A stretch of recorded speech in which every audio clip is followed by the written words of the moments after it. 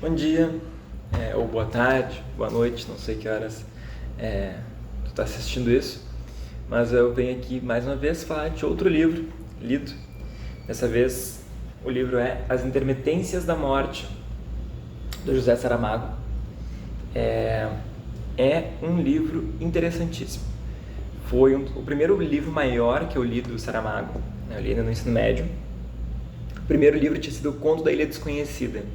O Conto da Ilha Desconhecida, não sei se deu pra entender direito, mas é bem interessante também, só que ele é bem mais curtinho, né? Justamente é um conto, enfim.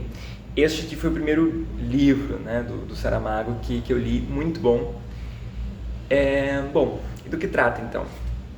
As intermitências, né, é o lugar onde termina a morte, né, enfim, ou não termina. Bom, o livro ele é muito interessante. De novo, a genialidade do Saramago é ímpar. E aqui ele constrói uma história que de repente as pessoas param de morrer. É o trama da história até metade do livro e depois entra a personagem morte, né, a partir da metade do livro para começar a contracenar, digamos assim, com os personagens. Mas é muito interessante. Eu vejo bem claro, assim, a história dividida entre o que o Saramago queria falar antes de colocar a morte como personagem, e, portanto, falar dos humanos, e depois de colocar a morte, daí falar da interação, digamos assim, da morte dos humanos. Eu acho muito, muito interessante a maneira como ele construiu. Bom, para falar desse texto, eu acho que é indispensável voltar no tema do Saramago, na questão do anticlericalismo. Ele não é necessariamente antirreligioso, não é isso. Mas ele tem a sua briga declarada com a igreja, isso é fato. Né? E aí, logo no começo, ele constrói uma personagem, ele apresenta uma personagem que logo ele vai sair da história também, que é o cardeal. Um cardeal. Né? E aí ele vai escrever assim, tá um diálogo entre o cardeal e não sei exatamente quem agora, acho que é o primeiro-ministro. O primeiro-ministro. Estupendo. Estupendo que? Estupendo que? Foi o que Sua Majestade me disse, no caso o rei, né? Estupendo. Quer dizer que também blasfemou. Isso disse o cardeal.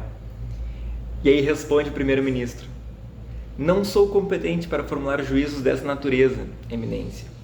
Viver com meus próprios erros já me dá trabalho suficiente. Então, assim, ele responde no sentido de dizer, olha, eu não tenho como dizer se ele blasfemou, porque eu tenho muitos erros, né? Como quem diz, e tu, cardeal, também não tem muitos erros para ficar apontando dos outros? Né? Assim, acho essa genialidade do texto, do que é dito e do que fica implícito do que foi dito, né? Acho muito bonito. Aí também, na página 19, na página 21, finalmente, num último lampejo de lucidez, ainda lhe passou pela mente a ideia de que, se, apesar de tudo, morresse mesmo, no caso o cardeal morresse mesmo, isso significaria que teria, paradoxalmente, vencido a morte. Então, por fim, aí se soma ainda um pecado do orgulho, né? Se fosse assim, há 2 páginas atrás estava julgando uma blasfêmia, agora tem um pecado do orgulho, digamos assim, para ser posto ao julgamento. Né? E ainda, na página 120,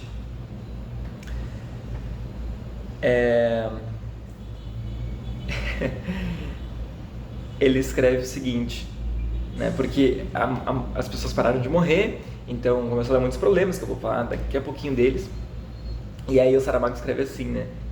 Quando vai se resolver, digamos assim, o problema com a morte ou não, eu não vou também contar muita coisa se vai se resolver ou não, mas ele diz o seguinte: as preces haviam demorado quase 8 meses a chegar no céu. Né? Então, no sentido de que as pessoas pararam de morrer, começaram a rezar e demorou quase 8 meses para chegar no céu. É um humor ácido dele, é um anticlericalismo, tem quem goste, tem quem não goste. Eu acho muito, muito interessante, é muito, muito inteligente. Né? Tem outros livros também que vão muito mais nessa toada do que este. Este não é um livro sobre isso, mas eu achei bom reforçar, interessante. Bom, a história então, né? Eu já dei um começo, assim, ela é dividida em 2 partes, né? O dilema dos humanos, depois o dilema dos humanos com a morte. Em especial focado na morte, mas enfim. E aí, bom, são 3 áreas, né? Ou 4, digamos assim, que começam já a dar muito problema. Né? Então, para de morrer. Qual que é o primeiro problema? A área da saúde. As pessoas não é que elas não ficam mal ou doentes, né? Que inclusive isso vai remeter a um dilema grego, inclusive, né? Eu não lembro agora quem, mas teve uma mulher que ela se envolveu com Apolo, na verdade o deus Apolo que se envolveu com ela, né? E aí ele queria muito ela e ela não estava afim, mas ela pensou em dar uma desperta. Ela falou assim: eu me envolvo contigo se tu me der, Apolo, a vida eterna. E o Apolo concede a vida eterna, mas tem um porém: a vida vai ser eterna, não a juventude.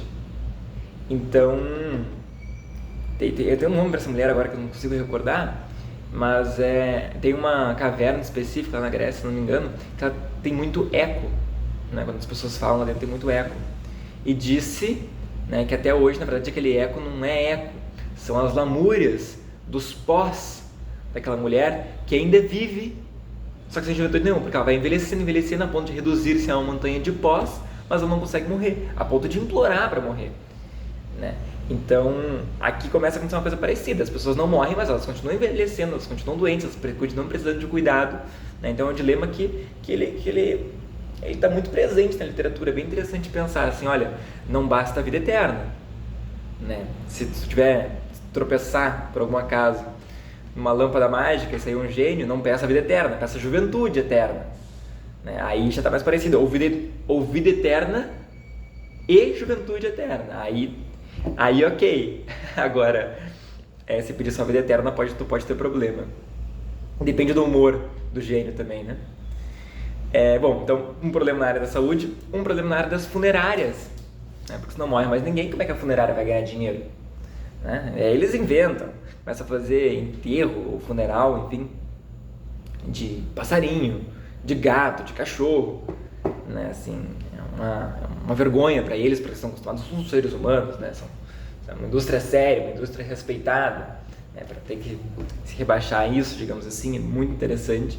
Assim como eles fazem, porque ele coloca o diálogo também, por exemplo, o diálogo das pessoas da área de saúde, o diálogo das funerárias em específico é muito bom. Assim, como é que os grupos, ele coloca assim uma cena do grupo conversando sobre o que eles vão fazer, né? O grupo no caso, o que seria o sindicato, né? E ainda o terceiro e quarto personagens que eu comentei é a máfia e o governo. Porque o governo tem um problema grande, né? Assim, um dado momento ali dá-se uma solução provisória, que eu não vou contar, vai ter que ler o livro para saber qual que é a solução provisória para a morte, mas o governo ele entraria em problema com outros países, né? O Saramago não diz: aconteceu no país tal, isso aconteceu em um país e é verdade, né? Mas aí justamente a máfia chega para ajudar o governo nos negócios, digamos assim, né? E aí vira assim, justamente, né? O risco é a máfia tomar conta do governo. Isso passa ali como parte da história. Depois isso, né, fica de segundo plano, nem mais aparece, mas é bem interessante assim que ele pensou nessa possibilidade também, assim, olha, talvez não dá tanto poder para a máfia assim, porque pode ser que ela venha tomar conta do poder e aí tu vai ficar de mãos atadas, né? Bom, já encaminhando para o final, eu quero marcar aqui ainda, por exemplo, as quebras que o Saramago faz para conversar com o leitor. Então, por exemplo, na página 135, né, ele sabe que está mal explicado. E ele fala o seguinte, assim: reconhecemos humildemente que tem faltado explicações.